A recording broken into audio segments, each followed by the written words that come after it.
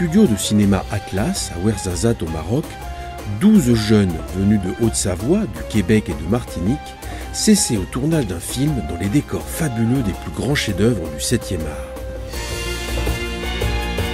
L'avion, c'était pour le film Le Diamant de Nil. Le Diamant de Nil avec Michael Douglas et Catherine Turner.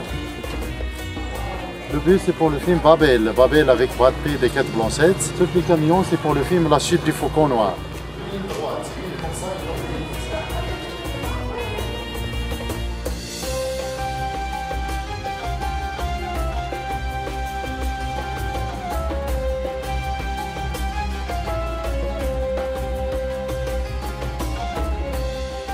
6 jeunes de moins de 25 ans choisis par les conseillers de la mission locale du bassin annécien, parmi une longue liste de candidats, participent à cette aventure hors du commun, surtout pour son volet humanitaire. Et dans ce domaine, ils ne seront pas là pour faire de la figuration.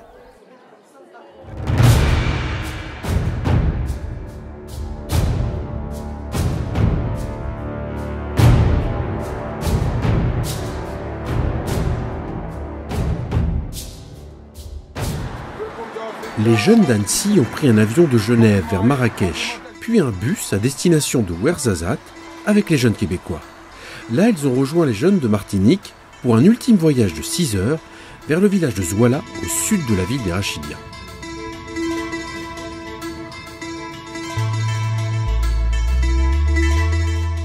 C'est ici, dans cette oasis, aux portes du désert, qu'ils vont entamer leur premier chantier.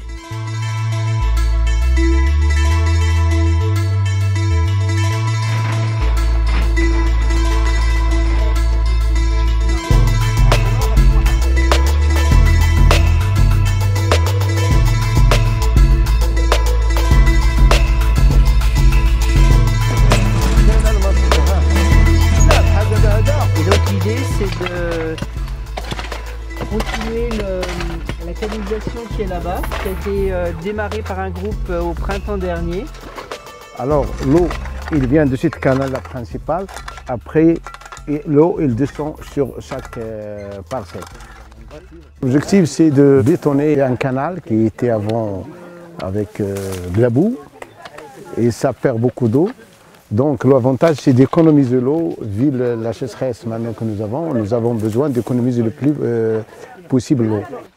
Ces travaux-là du bétonnage du canal d'irrigation, ça c'est un programme aussi, dans le cadre de Maroc Vert, de subventionner les oasis. Leur objectif, c'est de protéger ces palmeraies-là qui sont fragiles à se dégrader à cause des changements climatiques. Nous, ce qu'on peut faire maintenant, c'est de bétonner le maximum des canals au sein de la palmeraie du Zouala. C'est notre objectif. Armés de courage, les jeunes des 4 structures, mission locale d'Annecy, de Thonon-les-Bains de Martinique, ainsi que du Carrefour Emploi Jeunesse de Sainte-Thérèse au Québec, commencent par déblayer le passage vers le canal d'irrigation à bétonner, afin d'apporter au plus près les matériaux de construction. Ils sont très actifs parce que c'est la première fois qu'ils découvrent une palmeraie comme ça. Et c'est bien de voir comment est la vie dans une palmeraie. Ils sont très actifs. Hein. On va les encourager, Inch'Allah, avec grand plaisir. Ça commence, regarde, avec un âne qui nous aide vraiment. En tout cas, cette première journée, c'est surtout la préparation du chantier, avec amener donc tous les matériaux sur place, de manière à pouvoir donc commencer. Donc là, il y a des ouvriers qui travaillent, qui commencent à faire la tranchée. Et puis pour le groupe de jeunes, c'est surtout de transporter le matériel, les pierres, le sable, etc. depuis la route jusqu'au chantier lui-même. Pour chacun individuellement, et j'y mets les encadrants, c'est une aventure, c'est un dépaysement, c'est une rupture, c'est aussi se rendre utile, c'est aussi faire quelque chose de concret, de A à Z. Très souvent, dans nos sociétés, en fait, on fait un petit bout de quelque chose, mais on ne se rend pas compte du résultat. Là, c'est très très concret. On a vu comment c'était avant, on verra comment c'est après. Et puis collectivement, puisqu'il y a des jeunes de Haute-Savoie, il y a des jeunes qui viennent de la Martinique, il y a des jeunes qui viennent du Québec, il y a des encadrants aussi de ces structures-là. On le voit déjà, c'est une richesse interculturelle qui est forte. On n'y pense pas, mais on parle de choses très sérieuses en fait, tout en faisant autre chose. Et c'est ça qui est important parce que c'est ça qui nous permet de se souvenir des choses importantes justement. Je suis je suis venu ici, j'ai participé à cette mission humanitaire. Tout d'abord parce que c'est un peu le pays de mes ancêtres, de mes parents. Et du coup, ça me tenait à cœur de pouvoir aider les gens locaux qui sont ici et pouvoir apporter mon aide pour qu'ils aient un meilleur quotidien et améliorer leur confort de vie.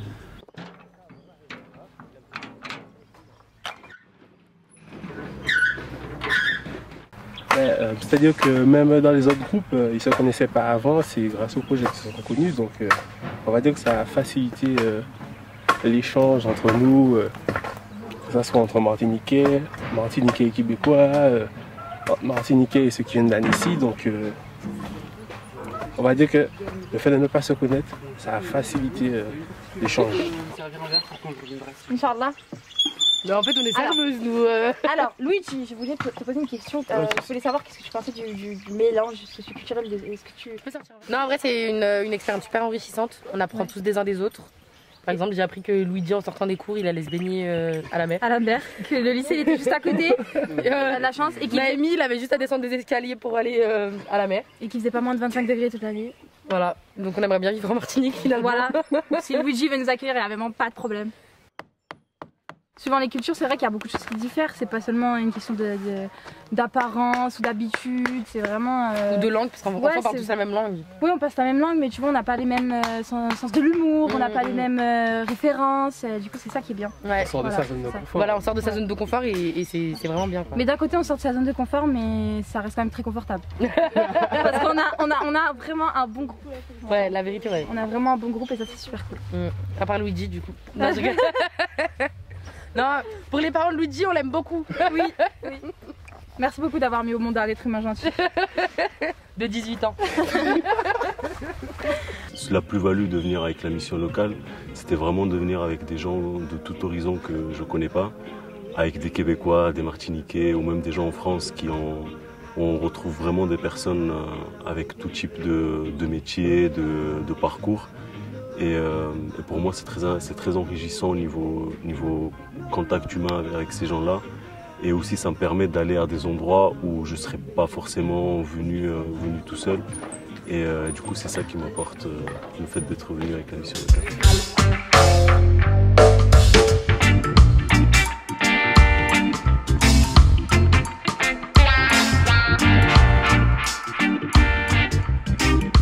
Du coup, on peut jouer à un jeu. Ouais. Et donc le but c'est de penser à une chose vivante ou non vivante autour de nous et de donner la première lettre. Chacun son tour va devoir deviner. Du C. C. Non. Non. Voilà. Ça commence par un P. Une planche. Non. Allez les propositions là. Planche. Non. Pioche. Ouais, vas-y. Pause. Oui.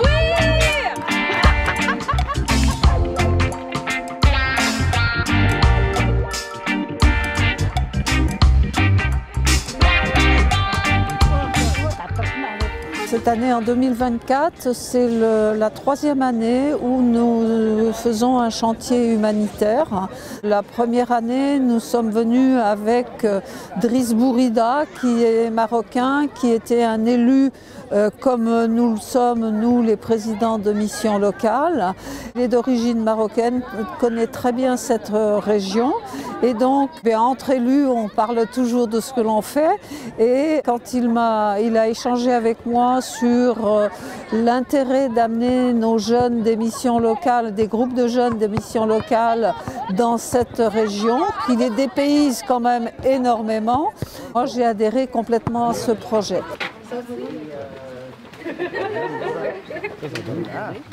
Donc c'est de l'arabe, du berbère et du... Oui, Tamazirt, c'est la langue des premiers habitants du Maroc. Ça, c'est de l'alphabet, on l'appelle Tifina. Et j'avoue que les jeunes du groupe ont fait un travail de titan parce que là, il n'y a pas de bétonnière, il n'y a que des pioches, des mains et de la bonne volonté pour ces chantiers. bien que l'objectif de solidarité reste identique pour chacun, certains jeunes cherchent à se retrouver personnellement, à se confronter à leurs propres limites, à renouer avec leurs racines marocaines ou à acquérir de nouvelles compétences.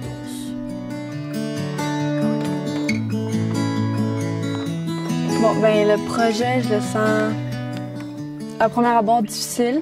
Je vois qu'il y a beaucoup de cailloux lourds, beaucoup de terre. Puis je comprends qu'on doit tout déplacer ça en arrière, plus loin. Toutes ces roches-là, ça m'a quand même fait un petit wow, ok, ça va être du gros travail. Avant de venir ici, j'avais des préoccupations plutôt personnelles sur mon cheminement scolaire. Dans le fond, moi, je vais être policière. Puis j'ai vécu beaucoup d'échecs. Puis ça m'a démotivée. Puis là, je cherchais un sens à ma vie. Qu'est-ce que je fais? Je comprends que ça marcherait peut-être pas la police. Donc, je fais quoi? Puis c'est là où j'ai réalisé que c'était peut-être une bonne idée de prendre une petite pause. Puis de me concentrer sur moi-même. Puis de chercher, en fait, je suis qui dans ce monde. Puis après ça, il y a ma directrice qui est venue me voir puis m'a proposé ce voyage. Donc je me suis dit, c'est l'opportunité que j'avais besoin. Puis voilà. Et j'ai envie d'y aller, donner mon 100%. Puis je sais qu'au final aussi, ça va rendre service aux familles. Donc c'est sûr que ça donne un petit coup de motivation de plus. Moi, j'ai fini ma formation en maîtrise de l'eau. Je trouvais ça intéressant et pertinent de voir concrètement à quoi ressemblaient les systèmes d'irrigation, notamment au Maroc ou dans des pays étrangers. De ce que j'ai vu, c'est des canaux qui mènent l'eau jusqu'à des endroits spécifiques des parcelles sur lesquels il y a des palmiers qui poussent et dont les racines permettent de capter pas mal d'eau et de retenir pas mal d'eau dans le sol. Et donc au pied de ces palmiers, on voit des champs qui du coup peuvent capter plus d'eau que s'il y avait eu uniquement les palmiers ou uniquement les fruits et légumes. Pour irriguer les jardins de la Palmeraie, la communauté de Zouala a installé une pompe alimentée par des panneaux solaires qui puisent dans la nappe phréatique.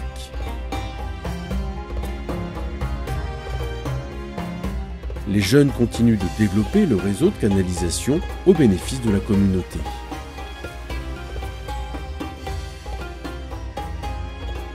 Les habitants reconnaissants offrent le thé et le couscous maison afin de partager un moment tous ensemble.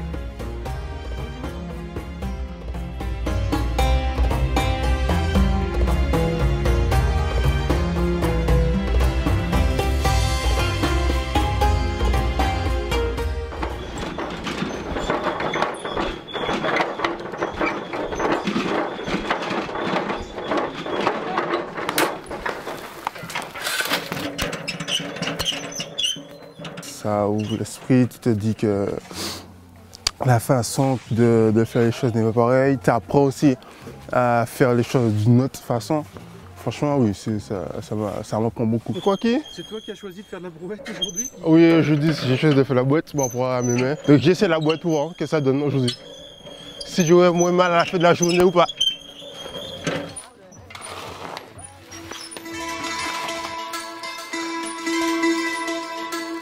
Dans le cadre de ce chantier humanitaire, les missions locales contribuent au financement des matériaux et à la rémunération de la main-d'œuvre spécialisée, tout en prenant en charge Abdel, un encadrant marocain.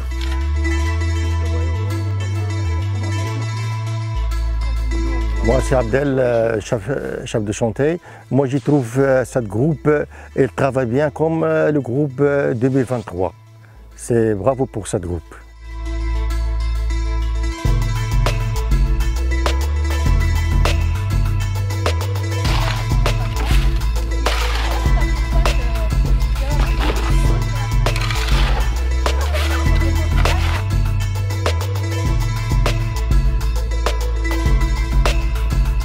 Après 3 jours de travail acharné, le collectif franco-québécois a réussi à cimenter 60 mètres de canalisation dans la Palmeraie.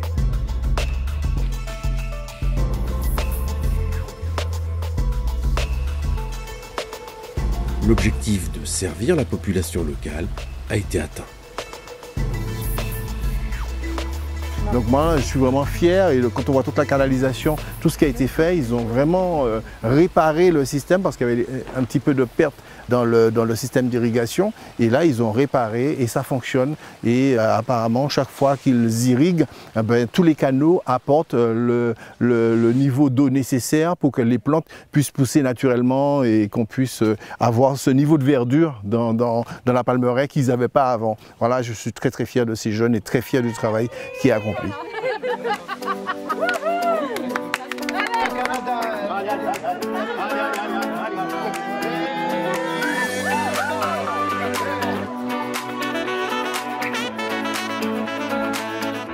Un peu plus loin dans le désert, au pied des dunes de Merzouga, une nouvelle mission débute. C'est le moment de se préparer et de s'équiper pour relever ce défi tout en se protégeant du sable.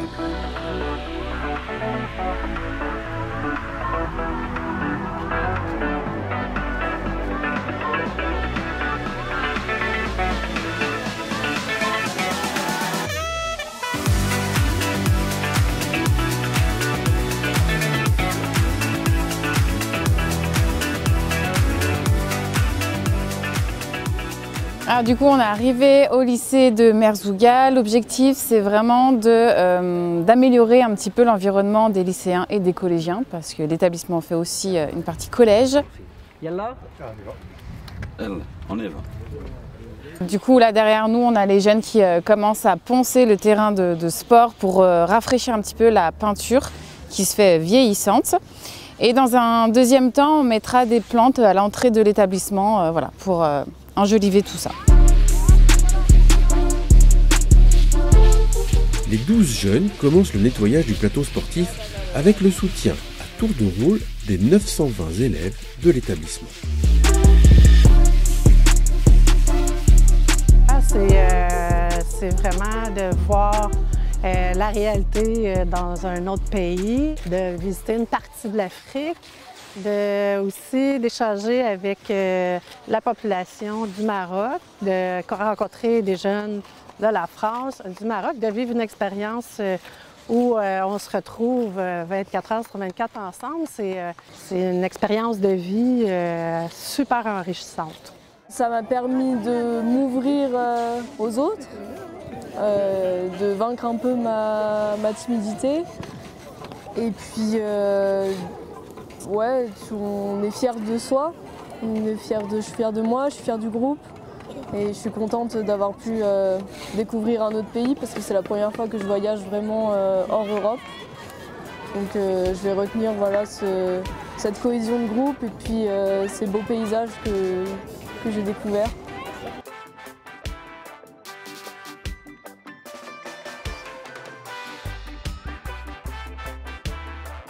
Tout voyage rime avec ouverture d'esprit. Après l'effort, le réconfort pour aller admirer les curiosités des abords des oasis.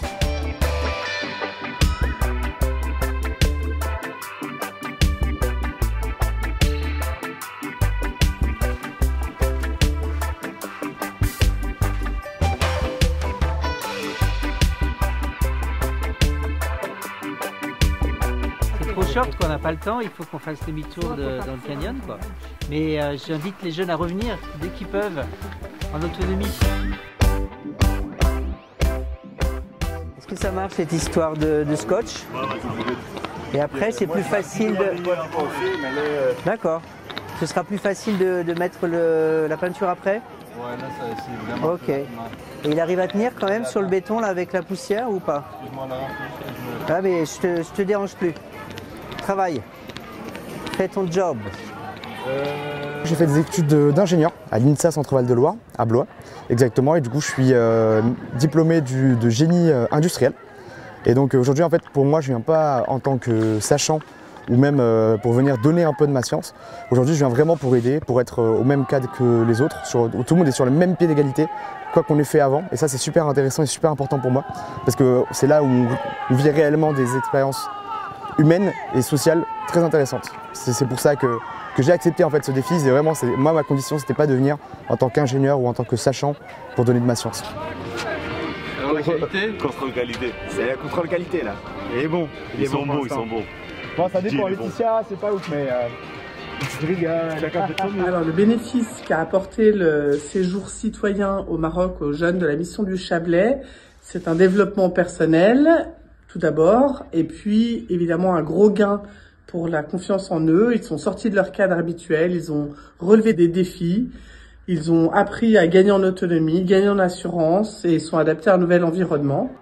C'est important d'avoir une diversité de chantiers parce que déjà on fait des travaux différents. Là on a fait beaucoup de maçonnerie d'abord, là on fait un travail de peinture, après on va faire un travail de menuiserie, d'assemblage de ferronnerie. Donc si au travers aussi du chantier ça peut donner envie à des jeunes d'aller vers des travaux manuels, c'est très bien parce qu'on sait qu'il y a des grands besoins. Moi personnellement je suis quelqu'un d'assez sportive. Et puis je travaille dans l'agriculture, du coup c'est un milieu où on est dehors, où c'est physique, on porte parfois des charges lourdes, donc c'était quelque chose, j'avais l'habitude quoi. Mais vu que tout le monde s'entraidait, que chacun allait à son rythme, il n'y avait pas de pression là-dessus et c'était vraiment, ça s'est fait d'une manière cool quoi. Les deux étaient bien, mais ma préférence c'est la peinture. C'est moins physique et on va dire le côté plus relaxant de la peinture. Après, il faut qu'il y aura une petite phase de maturation de tout ça et ils s'en serviront d'une manière ou d'une autre. De toute façon, ce seront des souvenirs et ce seront aussi des compétences qu'ils auront acquises et qui leur permettront d'en parler auprès d'employeurs. Ça marche toujours, ça, des expériences comme ça, en disant j'ai fait ça, ça et ça, regardez, ça a donné ces résultats-là très concrets. Surtout pour des jeunes qui n'ont pas forcément beaucoup de formation ou d'expérience. Et puis c'est intéressant aussi parce qu'on rencontre des publics très différents. On n'a pas vu forcément grand monde sur Zouala parce qu'on était dans la Palmeraie. Mais là, on est au milieu du collège, donc on est vraiment avec les élèves. Et puis, quand on va partir chez les nomades, on sera vraiment là dans l'intimité d'une famille. Donc on verra aussi un autre environnement.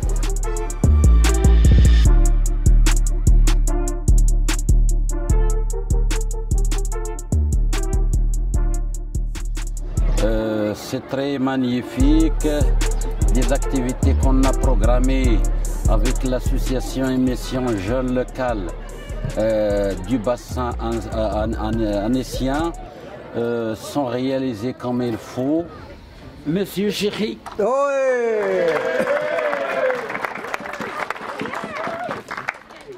Ah, il y a des fans là. Allez.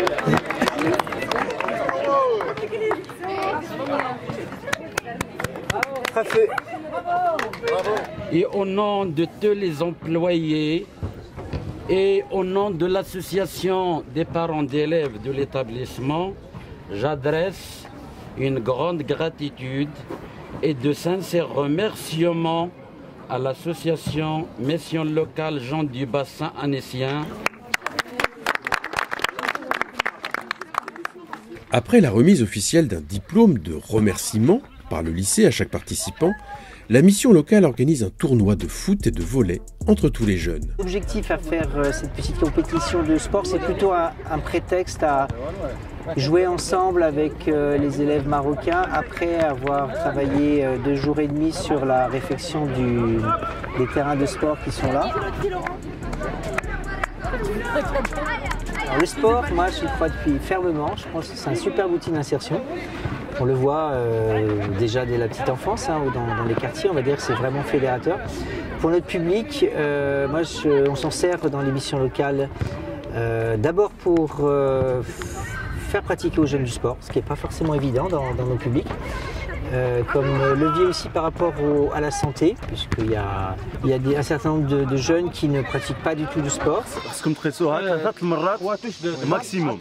وكل واحد ما عندكش بحال هذا ما عندوش الحق يقيسها مره وعاود يقيسها مره الجوجه خاص الا قاسها مره الاولى خاص شي واحد صافي يجي يقيسها في بلاصه. Donc déjà se remettre un petit peu au sport c'est intéressant et puis aussi parce que ça a des valeurs qui sont super intéressantes donc qui sont en lien avec ce qu'on veut propager auprès de la jeunesse.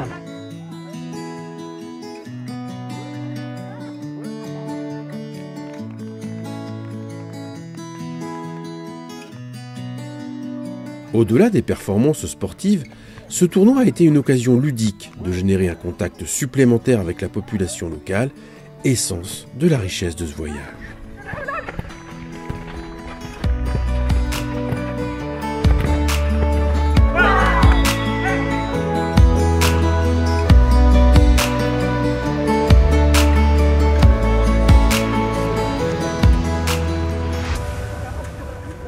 Incontournable de la région, le sous-couvert de Rissani est très étendu et occupe un quartier entier de la ville. Il est un bon exemple de ce type de marché marocain, coloré, vivant et authentique.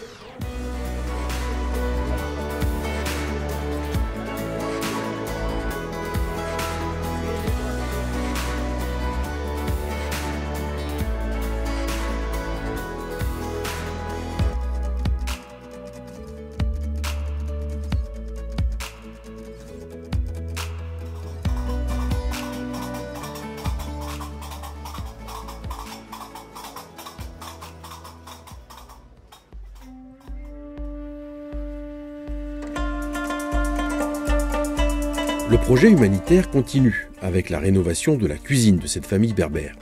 L'année dernière, un groupe de la mission locale de Haute-Savoie avait déjà contribué à améliorer leur logement.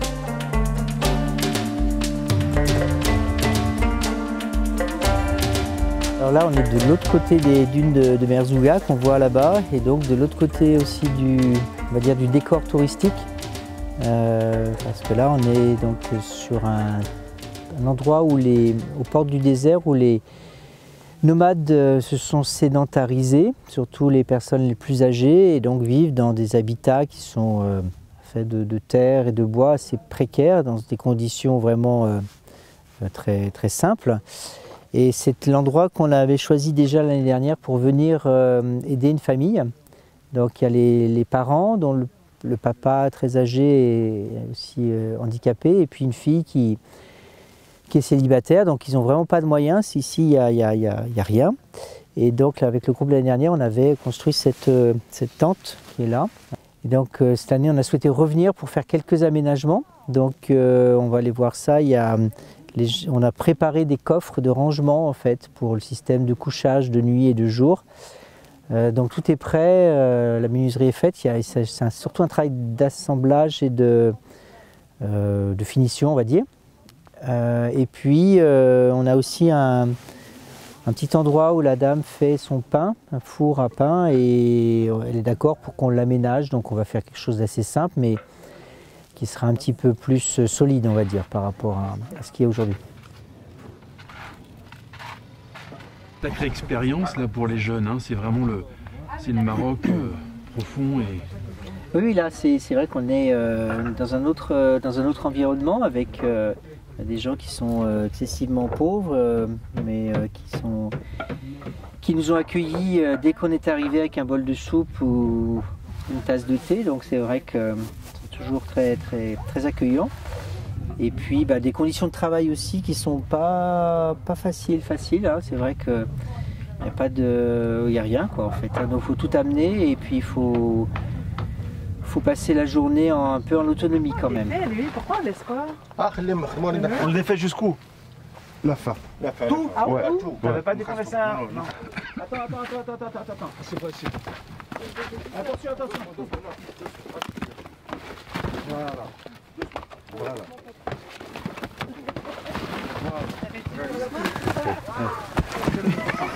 Fais gaffe à ton pied. Hein. Ça, c'est ça. Attention. Fais attention. Mais on peut commencer à transporter. On va tout virer maintenant. Parce que sinon... On a besoin de chacun d'entre nous. Donc du coup, le matin, quand on se lève pour faire quelque chose. On se lève pas juste pour glander, pour passer des vacances. Donc du coup, je me lève. Puis pas se plaindre aussi. Arrêter de se plaindre parce qu'on se plaint tout le temps pour tout et pour rien. Alors qu'ici, ils se plaignent pas. Alors qu'ils vivent avec rien.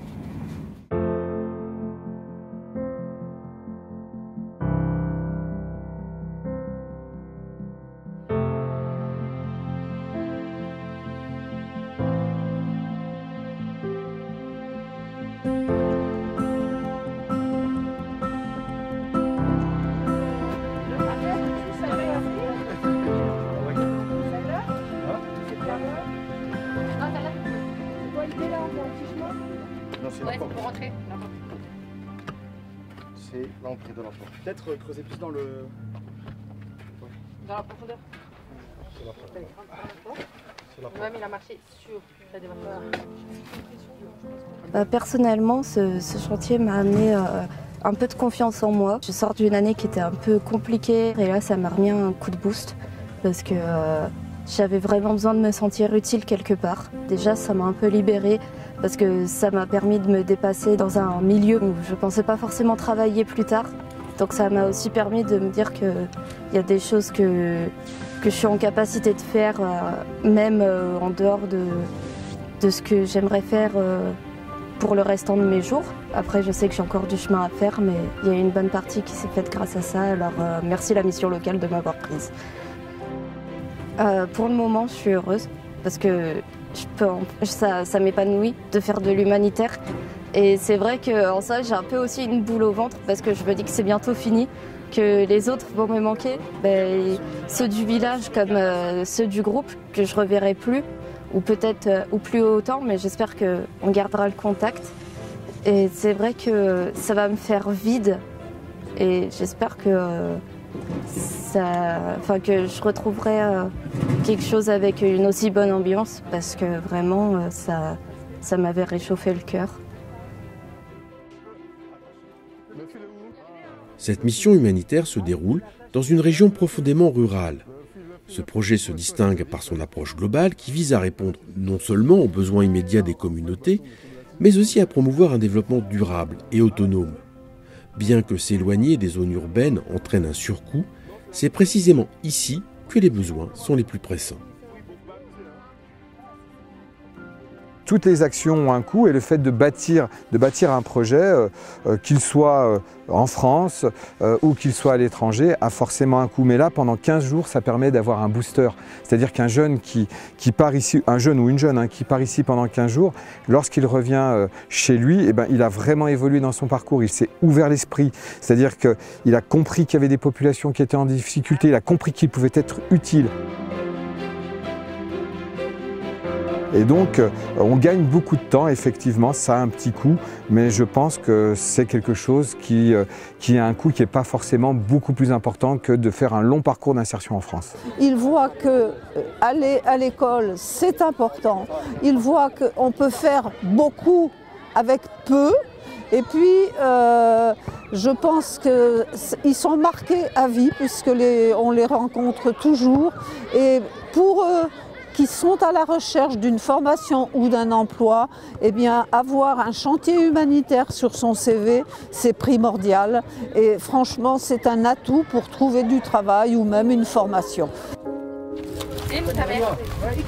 Il y a la file de fer là. Ouais. Un couteau, ok. Non. La file. Vous avez vu la file? Le fil de fer. C'est Laurent qui. Et la file, ah, ok. On va les mettre là-bas. C'est le poteau du centre en fait. Là, il y a tellement de distance entre chaque poteau que la portée. En fait, il va y avoir une portée assez élevée là. Celui-là, si on le met là, c'est comme ça là. Il y a pas une porte, la porte sera comment? Vous savez? La porte sera comment? Si vous voulez vraiment finir bien, là, il faut chez Hajat.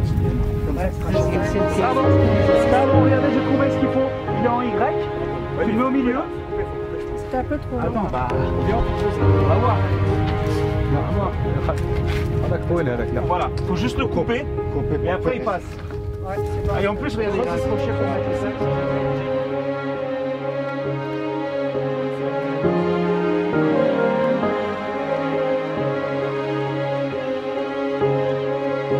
Personnellement, moi je suis venu en cours de route, en cours de séjour.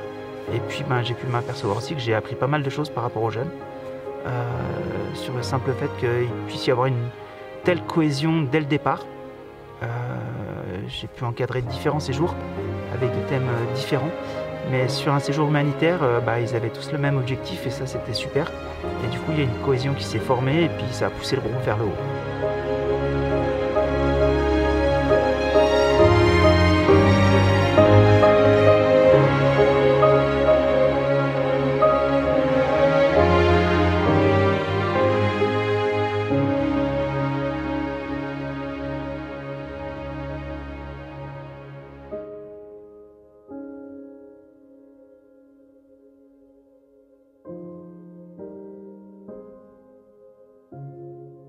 Moi, je suis ravie parce que ça fait 3 ans et 3 ans que tout se passe bien et que la région du Maroc nous accueille très bien.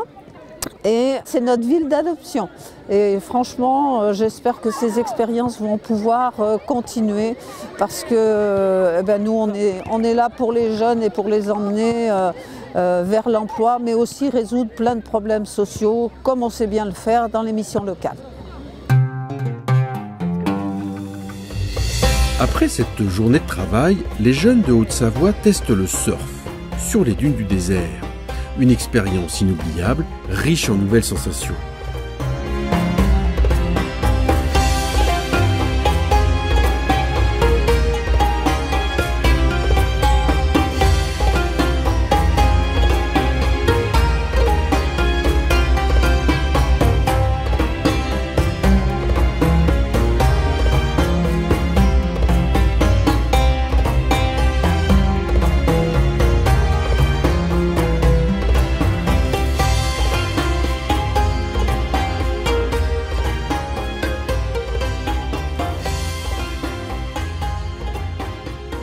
Abdel et Ahmed sont en train de voir comment installer donc, ce qu'on a appelé des douches. En fait, c'est un cabinet de toilettes qui permet aux nomades d'avoir un petit peu d'intimité pour leur toilette. Donc c'est une structure en métal comme ça, qui sera fixée au sol avec du béton, et il y aura une chape de béton. Et on va mettre autour donc des roseaux, c'est la technique classique, et puis une bâche dessus, voilà, donc avec une porte, donc c'est pas mal. Hein. Ce sera l'occasion d'avoir un petit endroit où ils peuvent tranquillement se faire leur toilette. C'est fini ou pas là? Maintenant c'est fini, deuxième douche.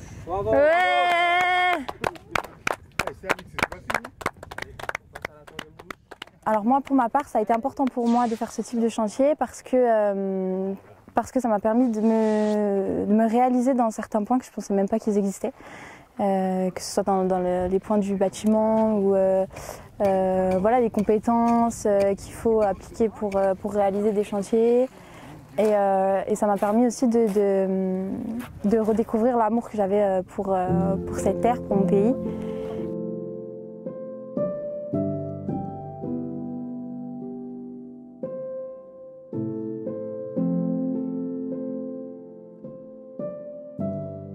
Je me suis retrouvée parce que c'est vrai que je suis quelqu'un qui avait assez de mal à prendre confiance en elle, à prendre confiance de ses capacités. Et je pense qu'en fait, j'ai toujours su un peu ce que j'aimais faire et ce que j'étais capable de faire, mais je n'ai pas trop réussi à me convaincre. Et là où la mission locale m'a beaucoup aidée, c'est en fait, de me dire, allez, tu es capable de faire ça, fais-le. Et si tu rates, c'est pas grave, on trouvera autre chose. Là, je suis partie sereine et je me suis dit, je vais faire les choses et je vais y arriver. Et voilà, c'est ça qui m'a aidée et c'est ça le résultat de mon suivi.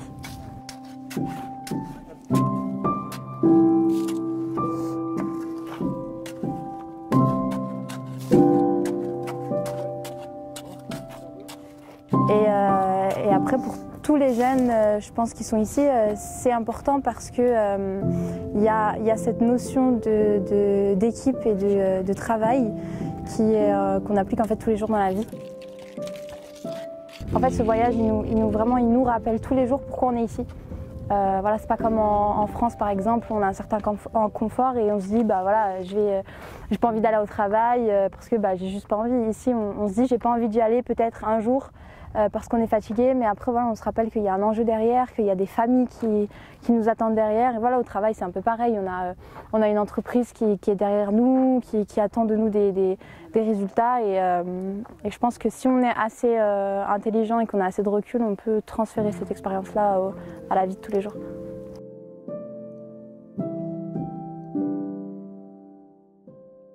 N'eût-il eu dans le désert qu'une seule goutte d'eau qui rêve tout bas?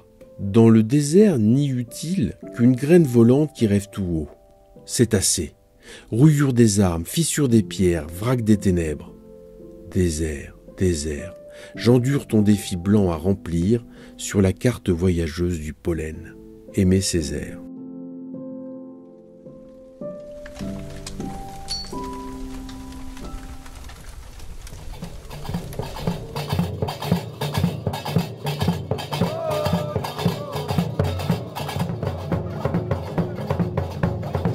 expérience de dingue. C'est des souvenirs qui me resteront à vie. En premier temps, avec le pays, la culture du pays. Et en deuxième temps, on a des Martiniquais, des Québécois. Donc on apprend de tout. En fait, là, c'était vraiment un voyage où, je sais pas comment dire ça. En fait, il n'y avait que de l'enrichissement. Il n'y a pas un seul moment où j'ai pas appris quelque chose. Donc voilà. Voilà. Est-ce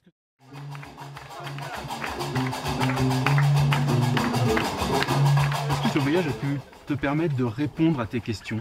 J'ai compris qu'il fallait persévérer, puis je pense qu'en revenant du voyage, je vais me concentrer puis réussir encore, puis ça m'a vraiment démontré que la persévérance, c'est la clé.